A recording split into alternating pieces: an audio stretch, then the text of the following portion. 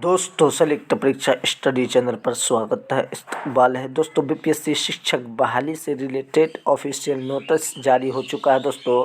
यानी इसमें NISDLS से रिलेटेड ये ऑफिशियल लेटर है। इसको आज हम देखते हैं और इसको समझने की कोशिश करते हैं।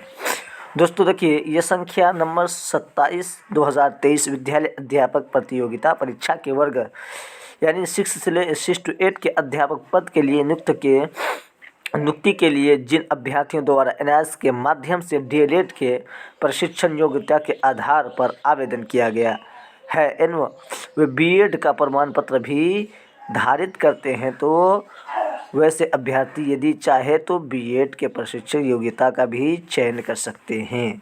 दोस्तों इसमें ये स्पष्ट किया गया है कि अगर आप BEd और NISDLED दोनों कर चुके हैं तो आप क्या करेंगे, यानी BEd का डिग्री को आप अपलोड कर दीजिए दोस्तों, क्योंकि सुप्रीम कोर्ट का जो ऑर्डर आया है उसके बाद NISDLED शिक्षक बहाली में शामिल नहीं हो सकता है। आप याद कीजिए BPSC 0.1 में जब जो BEd किया हुआ था उससे कहा गया था कि अगर जो कोई DLED भी किया हुआ है तो वो DLED का इसमें कन्वर्ट करा लीजिए, अपलोड कर लीजिए, तो उसका रिजल्ट दिया गया था। इसी तरीके से अब ये होगा कि NISDLED तो शिक्षक बहाली से बिल्कुल बाहर हो चुका है।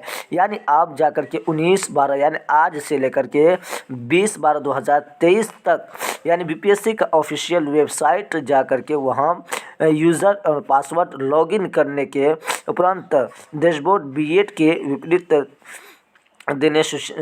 देना सुनिश्चित करें। दोस्तों ठीक है, आपको समझ गए कि अगर आप NISDLED किए हुए हैं और BEd किए हुए हैं, कौन NISDLED और कोई रेगुलर DLED है उससे कोई हर्ज नहीं है। NISDLED किए हुए हैं तो अगर आप BEd का डिग्री रखते हैं तो आपका BEd डिग्री उसमें लगा करके आप 6 to 8 का टीचर बन जाइए। आपका भविष्य के लिए हमेशा के लिए आपकी ज़िंदगी सुरक्षित रहेगा।